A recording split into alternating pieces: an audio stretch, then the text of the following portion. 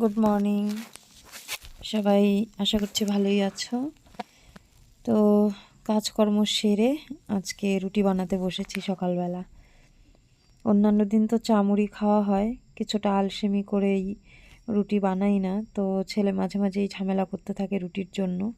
রুটিটা বানালে আমাদেরও একটু খাওয়া হয়, মানে ভাতের দরকার হয় না সকালবেলা, রুটি দিয়েই কাজ হয়ে যায়। তো আমি রুটি বানাতে বসেছি বলে সমুদ্রের পাপা জল নিয়ে এলো। আমাদের এখানে বাড়িতে বাড়িতে কল দেওয়া হয়েছে। তো সকালবেলা 7টার সময় জল আসে, 9টা পর্যন্ত থাকে। তো প্রথম 1 ঘন্টার মতো আমরা জলটা আর কি খাওয়ার জন্য আনি না, অন্যান্য কাজকর্ম করি। তারপর মানে লাইনটা ক্লিয়ার হয়, তারপর খাওয়ার জন্য আনা হয় জল। তো এই যে এখন সবাই মিলে চা রুটি খাচ্ছি। রুটি বানানো হয়ে গেছে, 2-4টে বানাবো করে প্রায় 12-13টাই হয়ে গেছে। ছেলে একটা শুকনো রুটি নিয়ে উঠোন দিয়ে ঘুরছে আর খাচ্ছে। ও চা খায় না, দুধ দিয়ে দিলেও খেতে চায় না। তো যেরকম ইচ্ছে সেরকমই খায় আর কি। তারপর তো ভাত খাবেই 10টা 11টা বাজলে। তো আমি এখন এই যে চায়ের মধ্যে এরকম করে রোল করে রুটি তারপর ডুবিয়ে খেতে ভীষণ পছন্দ করি। চা বলো দুধ বলো, আমার এরকম করে খেতেই ভালো লাগে। অনেকে কোনো ভাজা টাজা মানে রুটি তরকারি খেতে পছন্দ করে, আমি খুব একটা বেশি পছন্দ করি না। তো সকালের খাওয়া দাওয়া হলো, তারপর ছেলেকে দেখো যেখানে যা পেয়েছে সব কিছু তুলে নিয়ে এসছে খেলা করার জন্য। এগুলো ওর পাপার কাজের জিনিস। তারপর পেয়েছে মিক্সির বাটিটা, সেটাও নিয়ে এসছে। যাই হোক, তবুও খেলা করুক, মোবাইল থেকে একটু দূরে থাকুক। মোবাইল মোটামুটি দেখে, একেবারে দেখে না বলবো না। টিভির প্রতি ভীষণই আসক্ত হয়ে গেছিলো। স্কুল টিউশন ছাড়া যে সময়টুকু পেত সেটুকু টিভি দেখতে চাইতো। তো এখন একটু নেটওয়ার্কের প্রবলেম দিচ্ছে, মানে আমাদের ডিশটা বোধহয় কোথাও বাধা পড়ছে, যার জন্য ভালো ছবি আসছে না, সেই জন্য টিভি দেখতে পারছে না। তো এগুলো দিয়েই খেলছে। আজকে একটা কাণ্ড হয়েছে, সমুদ্র দাদু ছোটো মাছ এনেছিল, বাধ্য হয়ে সেই মাছগুলো ফ্রিজে রেখে দিলাম সমুদ্রর ছোটো দাদুদের, আর নিরামিষ রান্না করছি। এক আমাদের পরিচিত আছে, ওনারা মাছ মাংস পেঁয়াজ রসুন কিছুই খায় না। তো হঠাৎ করে বলল যে আজকে আসবে, সেজন্য এই যে নিরামিষ রান্না করছি। সয়াবিন তরকারি, কচু ভাজা, পটল ভাজা আর মাসকলাইয়ের ডাল।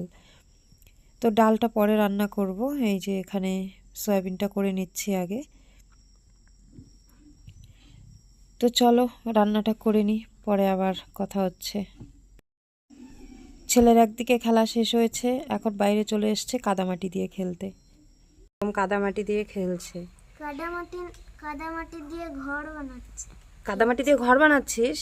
কার জন্য? আমার জন্য। ওরে বাপরে বাপ, তুই এই ঘরে থাকবি? ভালো কথা। এমনিতেই তো বৃষ্টিতে ভিজে যাচ্ছিস, যখন জ্বর সর্দি হবে না তখন তোকে এই ঘরেই রাখবো। আর জ্বর হলে তো তোর কাছে থাকবো না আমি। কি কি? আমি পিঁপড়ের জন্য ঘর বানাচ্ছি। পিঁপড়ের সাথে তুইও থাকবি? যখন কামড় দিবে তখন বুঝবো আমি।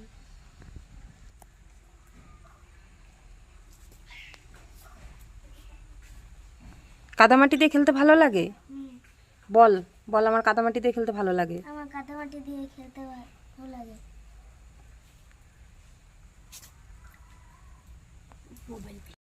ওর ঠাম্মির স্নান করা হয়ে গেছে, এখন পুজো দেবে। তো পুজোর বাসনগুলো মাজছে। আর ছেলেকে স্নান করাইনি, আমি ভাবলাম খেলছে খেলুক, আমি একটু রান্নাবান্না শেষ করে যা কাজ আছে সেগুলো শেষ করে নিই। তা না হলে ওকে স্নান করিয়ে দিলে আবার খেলা শুরু করে দেবে। ডাল হয়ে গেছে, এখন ফোড়ন দেব। জিরে ভেজে নিলাম।